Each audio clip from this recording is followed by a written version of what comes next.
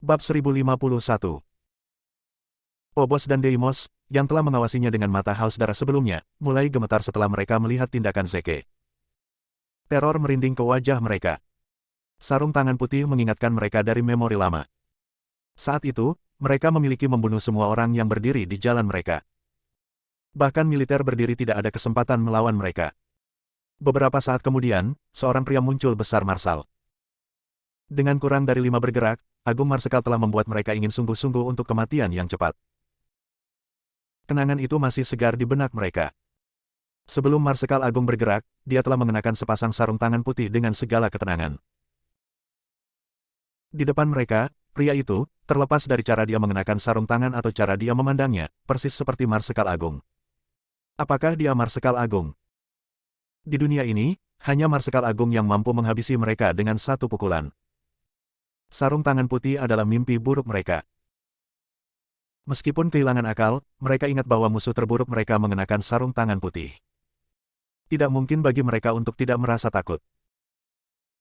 Ketika Fight dan Diego melihat Phobos dan Deimos berlutut, mereka tercengang. Anakku terlalu luar biasa. Yang dia butuhkan hanyalah satu pukulan untuk membuat Phobos dan Deimos tak berdaya. Mereka bahkan gemetar berlutut sekarang. Seberapa kuat dia? Dia masih muda, tapi dia sudah sangat mampu bahkan tanpa dukungan dari keluarga Sullivan. Apa yang telah dia lalui hingga menjadi seperti sekarang ini? Dengan air mata yang masih mengalir di wajahnya, Fight berkata, "Nak, kamu pasti mengalami kesulitan selama ini." Diego memiliki ekspresi kesal yang sama di wajahnya. "Nak, maafkan aku. Aku bukan ayah yang baik.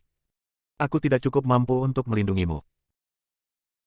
Setelah mendengar kata-kata mereka, Zeke merasa terhibur dalam hatinya. Itu benar. Semua orang akan khawatir tentang betapa hebatnya prestasi Anda berada, tetapi orang tua akan menjadi satu-satunya yang bersangkutan tentang seberapa lelah Anda.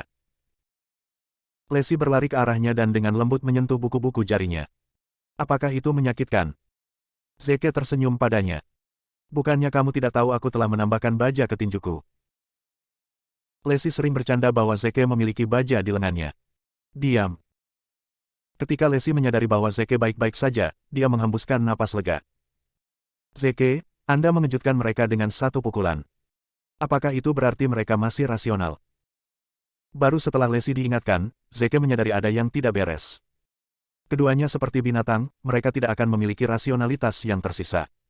Mereka seharusnya tidak takut dengan kekerasan.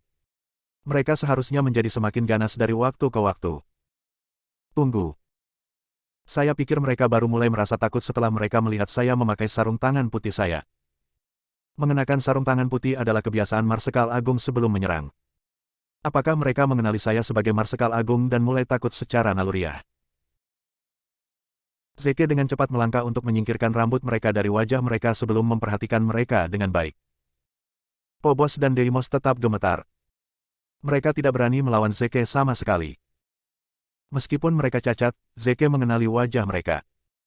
Keduanya dulunya adalah jenderal terkenal di negara itu, Jenderal Phobos dan Jenderal Deimos. Keduanya berasal dari keluarga Sullivan, dan nama mereka sering disebut bersama. Ketika mereka masih muda, mereka adalah jenderal dengan prestasi besar di medan perang. Namun, mereka kemudian kehilangan akal sehat dan memulai pembunuhan yang mengamuk. Mereka bahkan mulai mengkonsumsi daging manusia. Zeke adalah orang yang mengalahkan mereka dan mengunci mereka di penjara dengan keamanan tertinggi. Mengapa mereka berada di ruang bawah tanah pribadi keluarga Sullivan? Ini pasti perbuatan keluarga Sullivan. Meskipun mereka telah melakukan kejahatan berat, mereka juga telah melakukan prestasi besar dan perbuatan terhormat. Mereka tidak pantas mati. Karena itu, Zeke memutuskan di sana dan kemudian menyelamatkan mereka.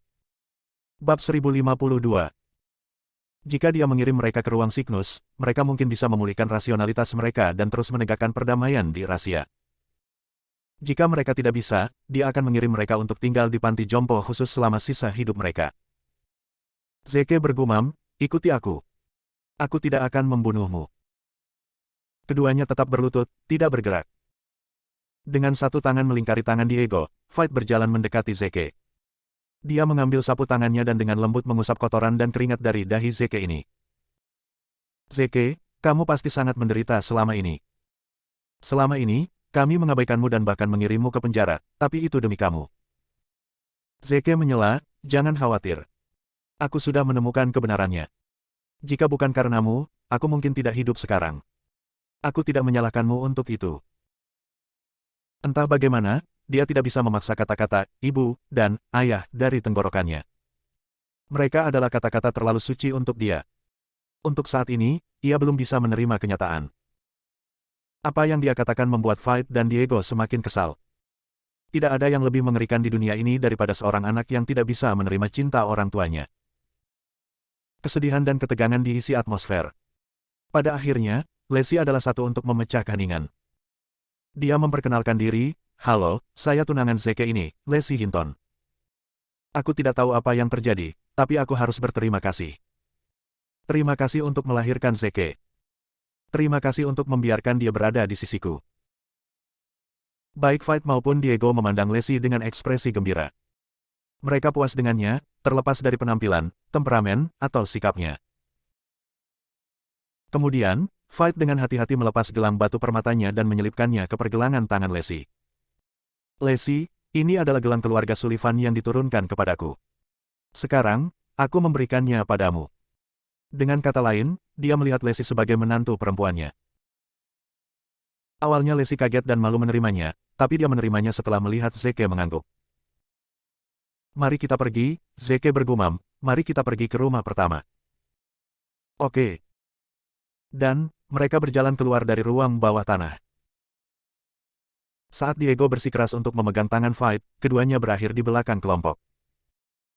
Dia berbisik, Iman, tidakkah menurutmu gadis itu terlihat familiar? Fight dengan waspada menatap Diego. Ya, dia melakukannya. Semakin aku melihatnya, semakin dia terlihat seperti orang dari keluarga kerajaan itu. Diego, maksudmu dia? Diego menyela, jangan langsung menyimpulkan dulu. Kita harus menyelidiki sejarah Lacey. Baiklah. Di luar Dungeon, Esme dan Sullivan lainnya menunggu dengan antisipasi. Sebelumnya, ada suara pertempuran keras dan raungan Phobos dan Deimos yang datang dari ruang bawah tanah. Mereka bisa membayangkan pertarungan sengit yang sedang berlangsung di sana. Zeke selesai kali ini. Lennon mencibir, Nenek, ruang bawah tanah itu sunyi sekarang. Kami bahkan tidak mendengar teriakan dari Zeke dan Lacey. Keduanya pasti telah dibunuh oleh Phobos dan Deimos saat mereka memasuki ruang bawah tanah. Esme mengangguk. Ya, itu pasti. Phobos dan Deimos tak terkalahkan. Berurusan dengan Zeke adalah hal yang mudah bagi mereka. Tiba-tiba, Lennon menghela nafas, aku ingin memotong Zeke menjadi beberapa bagian untuk memberi makan anjing-anjing itu. Tapi sepertinya tidak ada harapan bagiku untuk memenuhi keinginan itu. Phobos dan Deimos pasti telah melahapnya utuh. Bab 1053. Itu tidak peduli, Esme menghibur, saya akan memberikan tulang-tulangnya sehingga Anda dapat menghancurkan mereka dan menyebarkan abu di mana-mana. Lennon berseri-seri, terima kasih, Nenek. Sullivan lainnya agak kecewa. Mereka menderita kerugian sekarang karena musuh mereka sudah mati. Mereka telah kehilangan tubuh langka yang bisa menahan segala bentuk racun. Namun, bahkan jika mereka berdua masih hidup, akan sulit bagi mereka untuk mendapatkan Lacey. Jika mereka tidak bisa mendapatkannya, mereka akan menghancurkannya. Saat itu, pintu ke ruang bawah tanah terbuka. Phobos dan Deimos perlahan berjalan keluar. Phobos sering tersinggung dan marah dan Deimos yang mengejutkan tenang. Ketika mereka keluar, mereka berbalik dan menundukkan kepala ke arah Dungeon. Tindakan mereka membingungkan para Sullivan. Mengapa mereka melakukan itu? Lennon tersenyum. Phobos dan Deimos hanya diam saat mereka kenyang. Sepertinya Zeke dan Lacey adalah makanan yang mereka nikmati. Kuharap tulang Zeke tidak dimakan. Sebelum dia menyelesaikan kalimatnya, keributan pecah di antara para Sullivan. Apa yang terjadi? Kenapa mereka masih hidup? Faktanya, mereka terlihat sama sekali tidak terluka. Ya Tuhan, apa yang terjadi? Bagaimana mereka bisa hidup setelah serangan Phobos dan Deimos? Hah? Lennon menoleh untuk melihat ke pintu ruang bawah tanah dan pada saat berikutnya, dia mengalami gangguan mental. Lacey, Zeke, dan orang tuanya berjalan keluar dari penjara bawah tanah, tanpa cedera. Tidak ada bekas luka pada mereka. Namun, itu bukan yang terburuk.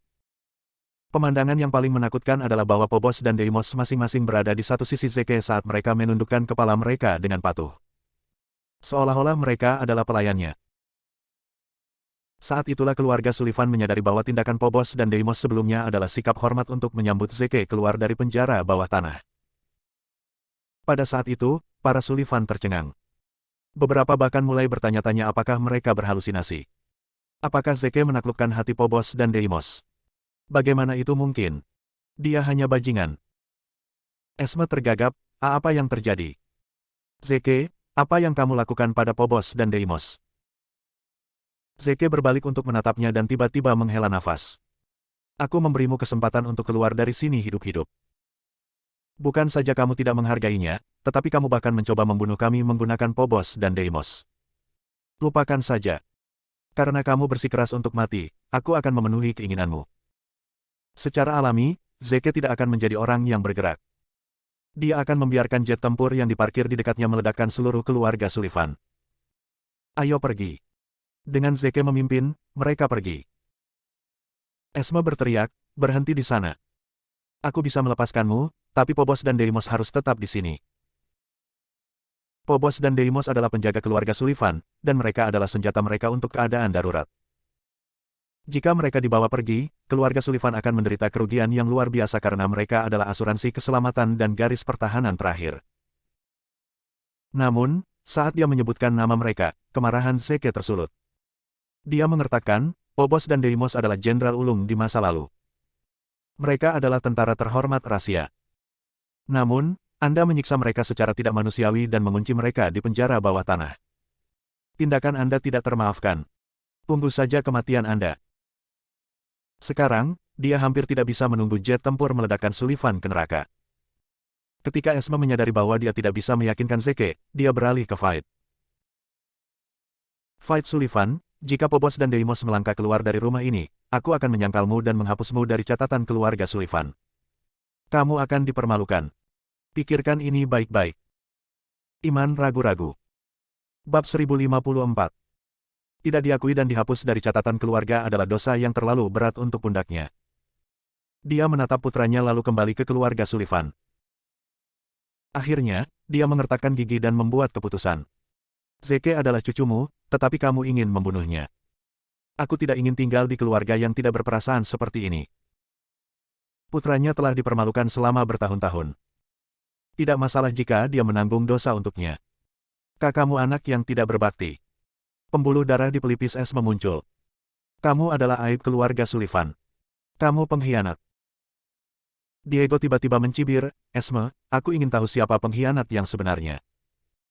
Apa menurutmu aku tidak tahu tentang pemenjaraan Phobos dan Deimos saat itu? Kata-kata Diego membuat beberapa ekspresi melintas di wajah pucat Esme saat dia terdiam. Dengan mengatakan itu, Zeke dan yang lainnya pergi. Begitu mereka keluar dari rumah, Sullivan yang lain bertanya kepada Esme, Nenek, mengapa Diego mengatakan itu? Apakah ada sesuatu tentang pemenjaraan Phobos dan Deimos? Esme menegur, jangan tanya apa yang seharusnya tidak kamu ketahui. Tidak ada hal baik yang akan datang kepadamu jika kamu mempelajari hal-hal yang tidak seharusnya kamu ketahui. Ketika Zeke dan yang lainnya berada pada jarak yang aman dari rumah keluarga Sullivan, dia mengeluarkan walkie-talkie dan memerintahkan, dengar. Segera lepas landas dan ledakan rumah keluarga Sullivan. Aku ulangi, ledakan rumah keluarga Sullivan. Langsung. Detik berikutnya, suara mesin yang keras datang dari segala arah. Mereka menyaksikan lebih dari 50 jet terbang ke udara dan terbang menuju rumah keluarga Sullivan. Suara memekakkan telinga dari mesin bergema di udara dan mengguncang tanah. Baik Fight maupun Diego tercengang dan sangat gembira. Putra kami bukan hanya petarung yang baik. Dia juga punya kekuatan. Dia mengerahkan lebih dari 50 jet hanya dengan perintah sederhana. Namun, wajah Fight dengan cepat memucat saat dia bertanya, Zeke, apakah kamu berencana untuk memusnahkan seluruh keluarga Sullivan? Zeke mengangguk. Itu benar. Ada apa? Keluarga Sullivan telah melakukan dosa besar, dan korban mereka tidak akan beristirahat sampai mereka benar-benar hancur. Fight berseru, Zeke, hentikan mereka. Kamu tidak bisa melenyapkan seluruh keluarga Sullivan. Ada musuh di sana, tapi ada juga dermawan. Jika bukan karena yang terakhir, kamu tidak akan pernah selamat sampai dewasa. Kita tidak bisa membunuh dermawan kami sambil menuntut balas dendam. Zeke bergumam, maaf. Aku terlalu gegabah. Seharusnya aku tidak berasumsi bahwa semua orang di keluarga Sullivan itu sama. Dia kemudian dengan cepat memberitahu pemimpin tim jet tempur untuk menghentikan serangan mereka. Lacey bertanya dengan rasa ingin tahu, Zeke, bisakah kamu memberitahuku siapa kamu? Mengapa kamu bisa memobilisasi 50 jet tempur hanya dengan perintah? Baik Fight maupun Diego juga menatap Zeke dengan rasa ingin tahu. Mereka tahu bahwa Zeke adalah seorang perwira lapangan, tetapi seorang perwira lapangan tidak akan memiliki kekuatan untuk memobilisasi 50 jet tempur. Senyum misterius tersungging di bibir Zeke. Lacey, apakah kamu benar-benar ingin tahu? Jangan khawatir. Aku akan memberitahumu identitas asliku di pernikahan kita. Saat ini, Lacey sudah menjadi salah satu miliarder teratas. Dia seharusnya bisa menerima identitasku sebagai Marsekal Agung. Dengan ekspresi kesal, Lacey mendengus, menjadi misterius lagi. Fight dan Diego tersenyum. Terlihat jelas bahwa keduanya sangat mesra. Zeke bertanya, Lacey, tahukah kamu mengapa aku tidak menikahimu setelah sekian lama? Lacey memandang Zeke, bingung. Mengapa? Bab 1055. Zeke menjawab, aku ingin memberimu pernikahan yang sempurna. Setidaknya, kita harus mendapat restu dari orang tuamu dan aku. Aku menemukan bahwa ada alasan mengapa orang tuaku menjadikanku kambing hitam kakakku. Titik. Aku sedang berpikir untuk mencari tahu kebenarannya sebelum mengundang mereka ke pernikahan kita. Lacey ternganga menyadari setelah mendengar penjelasannya. Pada saat yang sama, Fight dan Diego mengangguk sambil tersenyum. Namun, mereka cemas. Jika tebakan mereka benar tentang hak kesulungan Lacey, mungkin tidak mudah bagi mereka untuk menikah.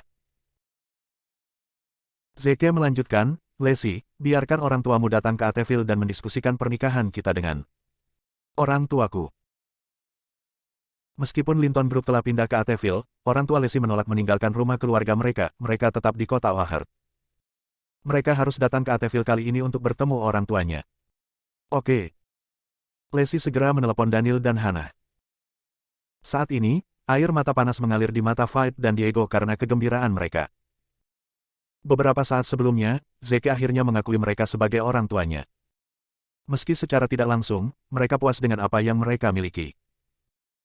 Ayo pulang ke Williams Manor.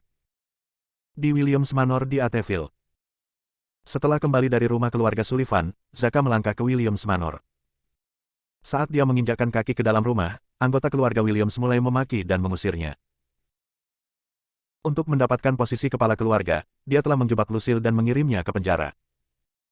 Selanjutnya, dia telah memberikan posisi kepala keluarga kepada Robin, orang luar. Pada akhirnya, Zeke menjadi kepala keluarga. Dia adalah pengkhianat yang tidak terhormat dari keluarga Williams. Namun, terlepas dari kutukan mereka, Zah tidak terpengaruh. Dia dengan santai menuangkan secangkir teh untuk dirinya sendiri dan menyesapnya. Begitu mereka lelah memaki dia, Zah bergumam, sekelompok orang bodoh yang tidak punya otak. Beraninya kau melewatiku. Bahkan kematian tidak akan cukup sebagai hukuman. Minta maaf padaku sekarang, atau aku akan membiarkanmu berkeliaran di jalanan. Sampai kamu mati karena hipotermia dan kelaparan. Apa? Anggota keluarga Williams hampir meledak dalam kemarahan. Tidak hanya pria ini tidak merasa menyesal atas tindakannya, tetapi dia bahkan mengatakan bahwa mereka adalah orang-orang bodoh yang tidak berotak. Sungguh pria yang sombong.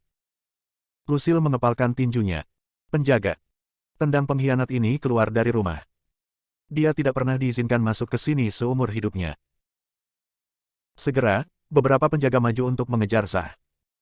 Tiba-tiba, Zah mencibir saat dia mengeluarkan medali perak dari sakunya dan melemparkannya ke Lucille. Buka matamu terkutuk. Aku seseorang yang tidak mampu kamu lewati sekarang.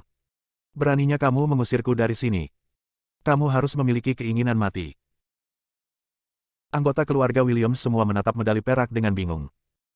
Apa ini? Lucille memerintahkan kepala pelayannya untuk mengambil medali perak. Ketika dia akhirnya menyadari apa itu, dia menganga seperti ikan mas. Medali ini merupakan simbol identitas si pembawa sebagai abdi keluarga Sullivan. Zah sekarang menjadi pelayan keluarga Sullivan. Ya Tuhan! Bagaimana dia bisa berhubungan dengan keluarga Sullivan dan menjadi pelayan mereka? Keluarga Sullivan lebih unggul, dan begitu pula pelayan mereka. Tempat para pelayan jauh lebih tinggi daripada anggota keluarga Williams di masyarakat. Salah satu anggota keluarga Williams bertanya, Zah, apakah kamu benar-benar pelayan Sullivan sekarang? Bagaimana kamu bisa berhubungan dengan mereka? Ada apa? Apa menurutmu ada orang yang berani berpura-pura menjadi pelayan mereka? Biarkan aku mengatakan yang sebenarnya. Aku berpura-pura menjadi Zeke dan menipu Lacey untuk pergi ke rumah Sullivan. Setelah berkontribusi pada keluarga Sullivan, mereka membawaku ke dalam keluarga. Sekarang, nama saya Zah Sullivan. Nama keluarga Williams tidak lagi cocok untuk saya. Bab 1056. Berita itu membuat anggota keluarga Williams menjadi hiruk-pikuk karena kegembiraan. Keluarga Williams akhirnya menjalin hubungan dengan keluarga Sullivan. Upaya generasi sebelumnya dari keluarga Williams akhirnya membuahkan hasil. Semua orang dengan cepat mengubah sikap mereka terhadap Zah. Bahkan Lucille tersenyum dan menyambutnya seolah-olah dia adalah tamu terhormat. Namun, cara mereka memperlakukannya di masa lalu terpatri di benaknya, dan dia nyaris tidak memperhatikan mereka. Madame Williams, saya haus. Keluarkan jubah merah besar di koleksi teh Anda dan sajikan untuk saya. Dia bahkan tidak memanggilnya sebagai neneknya lagi. Tentu saja. Lucille segera menyetujui permintaannya dan memerintahkan para pelayan untuk menyiapkan teh. Zah mendengus, yang saya maksud adalah agar Anda mempersiapkan dan menyajikannya sendiri. Merupakan kehormatan bagi Anda untuk melayani salah satu Sullivan. Apa? Lucille ragu-ragu. Dia adalah neneknya, dan akan memalukan baginya untuk melayani cucunya di depan anggota keluarga lainnya. Namun, dia mengertakkan gigi dan pada akhirnya menyetujuinya. Zah melanjutkan, Paman Briggs, Paman Spencer, bantu aku pindah. Aku pindah ke kamar tidur utama. Mackenzie, datang dan pijat kakiku. Mereka merasa sakit. Meskipun keluarga Williams tidak menyukai kesombongannya, mereka tidak berani melanggar perintahnya. Sementara itu, Lucille mencoba yang terbaik untuk menekan amarah dalam dirinya. Dia tidak bisa menyalahkan siapapun selain dirinya sendiri karena memanjakan Zah di masa lalu. Dia tidak lebih dari seorang anak laki-laki yang tidak tahu berterima kasih. Saat itu, sekelompok orang masuk. Itu adalah Zeke dan yang lainnya. Ketika Zeke melihat Zah dan kesibukan anggota keluarga Williams lainnya, dia segera menyadari apa yang sedang terjadi. Zah pasti kembali untuk memamerkan identitas barunya. Namun, dia telah menghitung ayamnya sebelum menetas. Keluarga Sullivan telah menderita kerugian besar, dan Lennon telah lumpuh. Tanpa ragu, keluarga Sullivan akan mengejar Zah untuk menyelesaikan skor. Tidak mungkin baginya untuk bertahan hidup untuk melihat matahari terbit besok. Ketika Zah melihat Lacey, dia melebarkan matanya dan mengendurkan rahangnya. Lacey, kenapa kamu di sini? Apakah Zeke menyelamatkannya? Mustahil. Mereka adalah Sullivan. Tempat tinggal mereka adalah tempat yang berbahaya bagi Zeke. Bagaimana mungkin dia bisa menyelamatkan seseorang dari sana? Ini pasti candaan. Zeke melangkah maju dan menamparkan Zah dengan keras. Kekuatan itu begitu kuat sehingga menamparkan Zah dari kursinya. Tersesat. Ini bukan tempat dudukmu. Zah menggertakkan giginya. Bajingan. Aku sekarang bagian dari keluarga Sullivan, dan aku pelayan mereka. Jika kamu memukulku, kamu memukul mereka. Keluarga Sullivan tidak akan pernah melepaskanmu, kecuali jika kamu berlutut dan meminta maaf sekarang juga. Jika tidak, aku tidak akan pernah memaafkanmu. Zeke mengucapkan, maafkan aku. Keluarga Sullivan bukanlah ancaman bagiku. Terlebih lagi, aku yakin keluarga Sullivan berharap sambaran petir akan membunuhmu di tempat sekarang. Mengapa mereka membantumu? Zah mencemooh, kamu hanya cemburu. Semua anggota keluarga Williams, dengarkan atas nama keluarga Sullivan, ikat orang ini dan serahkan dia ke keluarga Sullivan. Tidak ada yang bergerak satu inci pun. Mereka semua tahu betapa kuatnya Zeke, dan mereka tahu mereka bukan tandingannya, apalagi mengikatnya. Ketika dia menyadari bahwa tidak ada yang mendengarkannya, Zah mengamuk. Dia mengambil cangkir dan melemparkannya ke Lucille. Wanita tua, apakah kamu tuli? Apakah kamu tidak mendengar apa yang saya katakan? Cangkir itu mendarat tepat di leher Lucille, dan saat pecah, pecahannya menggores lehernya. Pada saat yang sama, air mendidih melepuh kulitnya. Bab 1057. Lucille menjerit sedih. Dia sangat marah sehingga dia hampir bisa meledak di tempat. Bajingan. Dasar bajingan. Dia menghina saya dan bahkan mencoba menyakiti saya. Menyebutnya sebagai cucu yang tidak layak adalah pernyataan yang meremehkan. Dia kasar. Dia menyesal mendukung Zah sekarang dan bahkan lebih menyesal karena meninggalkan Zeke dalam keadaan dingin. Zeke lebih kuat dari Zah dalam semua aspek. Mungkin keluarga Williams tidak akan berakhir seperti sekarang jika dia mendukung Zeke di masa lalu.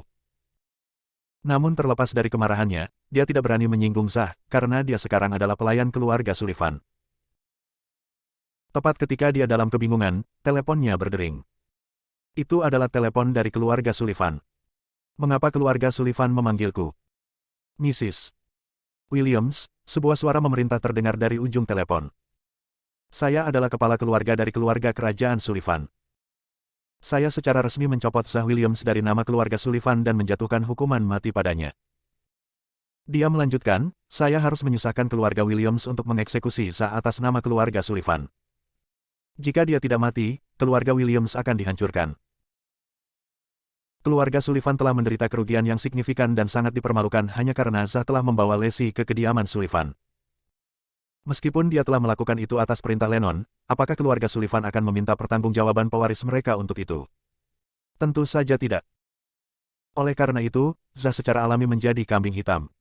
Semangat Lucille menjadi cerah setelah mendengar itu. Zah telah mendorong mereka terlalu jauh. Sekarang setelah dia kehilangan perlindungan keluarga Sullivan, bagaimana mungkin keluarga Williams tidak membalas dendam? Lucille dengan cepat meletakkan teleponnya dan memandang Zah dengan tatapan gelap. Dia berteriak, "Pria, tangkap dia!" Anggota lain dari keluarga Williams sangat terkejut karena mereka tidak mendengar percakapan mereka di telepon barusan. "Nenek, Zah adalah pelayan keluarga Sullivan.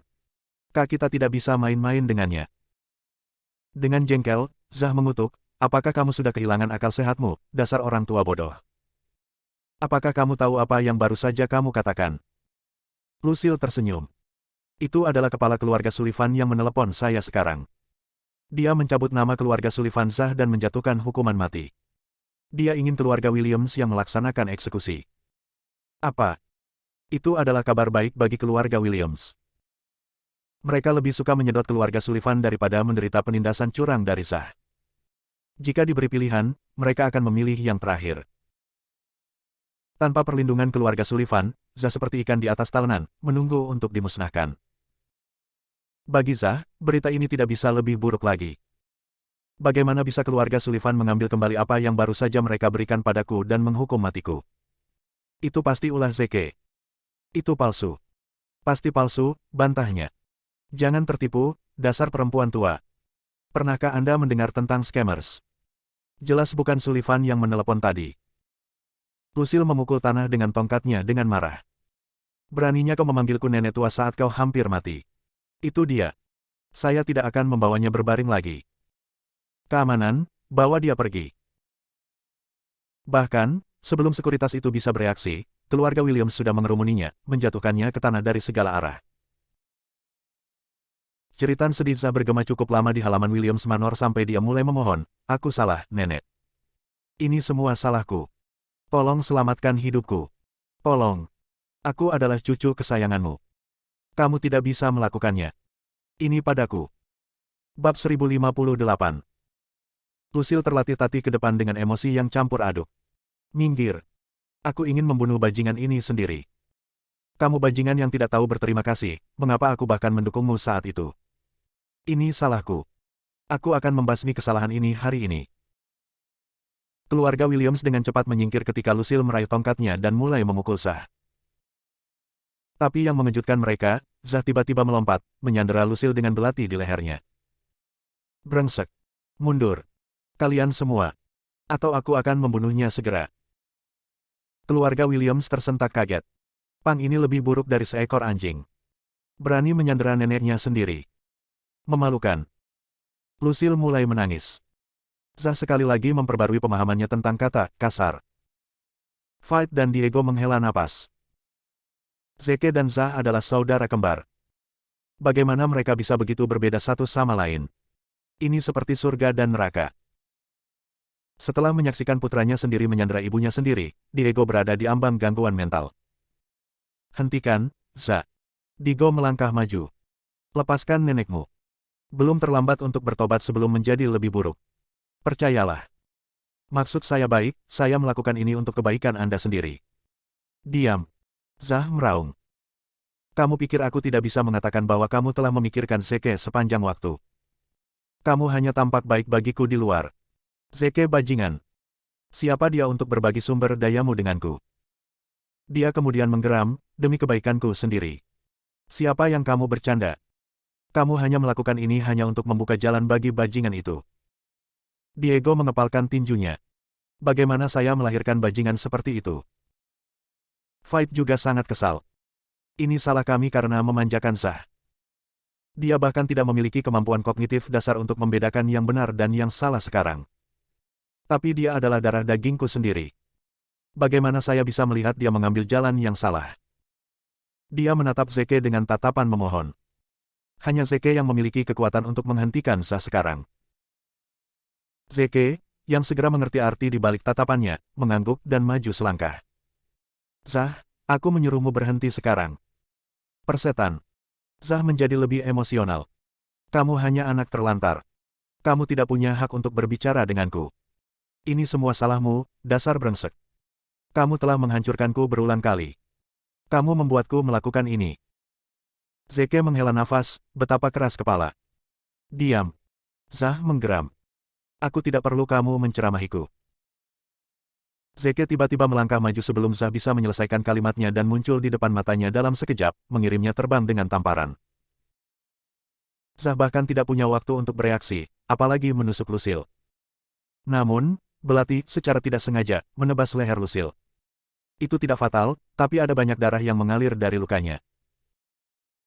Sejujurnya, itulah yang Zeke maksudkan. Dia ingin memberi pelajaran pada Lucille sejak lama. Tapi dia neneknya, bagaimanapun juga, dan dia tidak bisa melakukannya secara terbuka, jadi dia mengambil kesempatan ini. Wajah Lucille tidak berwarna, dan emosinya bertentangan. Dia tidak pernah berpikir bahwa cucunya yang paling dicintainya ingin mengambil nyawanya, dan cucunya yang terlantar itulah yang dia usir yang datang untuk menyelamatkannya pada saat yang paling kritis. Bab 1059. Sungguh ironi yang hebat. Penjaga keamanan keluarga Williams segera bergegas dan mengikat tangan Zah di belakang punggungnya. Nyonya, bagaimana kita harus menghadapinya? Kita tidak bisa melanggar perintah keluarga Sullivan. Lucille berkata dengan gigi terkatup. Bunuh dia. Wajah Zah menjadi seputih kapur. Tunggu. Zeke menyela. Orang seperti itu seringkali berguna. Tempatkan dia sebagai tahanan rumah. Cepat atau lambat, kita akan membutuhkannya. Fight dan Diego menatap Zeke dengan penuh rasa terima kasih. Mereka tahu dia telah menyelamatkan hidup Zah demi mereka. Bagaimanapun, Zah adalah putra kandung mereka. Bagaimana mereka bisa membiarkannya mati? Para penjaga keamanan agak bingung, tidak tahu siapa yang harus didengarkan. Akhirnya, Lucille yang memberi mereka pandangan untuk mengikuti instruksi Zeke. Zeke adalah patriark keluarga Williams sekarang, dia memiliki keputusan akhir. Zeke membawa orang tuanya dan Lacey ke dalam. Lacey, telepon Mom dan Dad dan tanyakan kapan mereka akan tiba di Ateville. Aku akan menjemput mereka sendiri, kata Zeke. Tentu. Lacey segera mencari ponselnya dan memutar nomor orang tuanya. Namun, panggilan itu tidak dijawab. Apa yang sedang terjadi? Telepon Downey dan lihat apa yang terjadi. Zeke menyarankan. Oke. Lacey segera memutar nomor Dawn. Mom dan Dad sudah berangkat ke Ateville. Aku langsung mengirim mereka ke bandara, jawab Dawn. Mereka mungkin meninggalkan ponsel mereka dalam mode penerbangan, dan itulah mengapa Anda tidak dapat menghubungi mereka. Lacey menghela napas lega. Seharusnya begitu. Kurasa aku hanya bisa menelepon mereka begitu mereka turun dari pesawat. Lacey tiba-tiba berkata, benar, kalian berdua pasti lapar, Tuan dan Nyonya Williams. Biar saya ambilkan makanan untuk kalian. Fight dan Diego tersenyum berterima kasih. Saat Fight dan Lacey sibuk di dapur, Fight berbisik kepada Lacey sementara Zeke tidak memperhatikan, lihat anakku, Lacey. Dia mengoreksi dirinya sendiri dengan memanggil mertuanya ibu dan ayah. Sedikit tidak pantas bahwa Anda masih memanggil kami Tuan dan Nyonya Williams. Lacey merona merah. Dengan suara rendah, dia memanggil, Bu. Fight mengucapkan jawaban dengan gembira, wajahnya penuh kebahagiaan dan kemanisan. Saya telah mengalami banyak kesulitan dan penghinaan untuk Zeke selama bertahun-tahun. Syukurlah itu tidak sia-sia. Malam telah tiba, tapi Lacey masih belum bisa menghubungi orang tuanya. Dia menjadi sedikit cemas karena secara logis, orang tuanya seharusnya sudah turun dari pesawat sekarang. Saat itu, Dawn memanggil, Lacey, apakah kamu berhasil menjemput ibu dan ayah? Penerbangan mereka sudah mendarat di Ateville. Aku masih tidak bisa menjangkau mereka, desah Lacey. Downy, kirimi aku detail penerbangan MOM dan DAT. Aku akan pergi ke bandara dan memeriksanya. Oke. Dawn dengan cepat mengirimkan rincian penerbangan Daniel dan Hannah ke Lacey melalui pesan teks. Lacey menelepon Zeke, dan mereka menuju ke bandara bersama. Pesawat itu memang mendarat, tetapi Daniel dan Hannah tidak bisa ditemukan dimanapun. Lacey menjadi bingung. Oh tidak, Mom dan Dad tidak tersesat, kan? Ini pertama kalinya mereka datang ke Ateville. Bagaimana jika mereka berakhir di jalanan? Zeke berpikir sedikit lebih dalam daripada Lacey. Mereka seharusnya tidak tersesat. Jika tidak, mereka akan memanggil kami untuk meminta bantuan. Apakah keluarga Sullivan menyandera mereka? Bab 1060. Ya, seharusnya begitu. Keluarga Sullivan tahu mereka bukan tandinganku. Kemungkinan besar mereka akan memperhatikan ibu dan ayah. Karena masalah ini mendesak, Zeke menghubungi keserakahan serigala dan memintanya mencari pasangan tua itu di seluruh kota. Dalam waktu kurang dari 10 menit, keserakahan serigala telah mengambil beberapa petunjuk. Zeke, aku telah mengetahui bahwa seorang pria yang mengenakan jas menjemput mereka segera setelah mereka mendarat. Mereka tidak menolak sepanjang waktu, secara sukarela pergi bersamanya. Perintah. Jantung Zeke berdetak kencang. Benar saja, sesuatu telah terjadi. Apakah kamu berhasil mengetahui identitas pria itu? Zeke bertanya dengan bingung. Kami tidak dapat menemukan apapun tentang dia. Dia mungkin penduduk yang tidak terdaftar, jawab Wall Street. Kepala Zeke berdenyut-denyut. Jika pihak lain tidak memiliki catatan, dia setara dengan hantu. Bayangkan saja sulitnya menemukan hantu, orang yang tidak ada. Temukan dia dengan segala cara, perintah Zeke. Ya ampun, jawab Wall Street. Aku sudah menugaskan seseorang untuk melacaknya. Tapi pria itu sangat bagus dalam kontra pengintaian. Dia menghindari sebagian besar rekaman pengawasan. Kami masih belum bisa menemukannya sampai sekarang. Kening Zeke berkerut. Untuk berhasil menghindari banyak kamera pengintai di jalanan, pria ini jelas bukan orang biasa. Dia pasti sudah merencanakan ini sejak lama. Keseriusan masalah ini jauh di luar imajinasi Zeke. Mobil semua sumber daya yang Anda bisa dan terus mencari. Mengerti. Setelah menutup telepon, Zeke menelepon Rosie White lagi dari organisasi pembunuh Necromancer dan memintanya untuk menyelidiki masalah ini secara diam-diam. Karena tidak ada catatan tentang pria berbaju hitam itu, Zeke yakin dia berasal dari dunia bawah. Karena organisasi assassin juga milik dunia bawah, akan lebih baik dan lebih nyaman untuk menyerahkan penyelidikan kepada para ahli. Zeke tidak memberitahu Lacey bahwa orang tuanya mungkin telah diculik oleh keluarga Sullivan, agar dia tidak khawatir. Sebagai gantinya, dia berkata, aku sudah mengirim orang ke seluruh kota untuk mencari Mom dan Dad. Aku yakin kita akan segera mendengar tentang mereka. Kamu tidak perlu khawatir, Lacey. Lacey tampak murung. Kita harus menemukan mereka sebelum matahari terbenam. Mereka semakin tua. Tubuh mereka tidak tahan jika mereka berakhir di jalanan. Zeke mengangguk. Jangan khawatir. Kita akan menemukannya sebelum Downy menyingsing. Omong-omong, Lacey, apa kau kenal orang ini?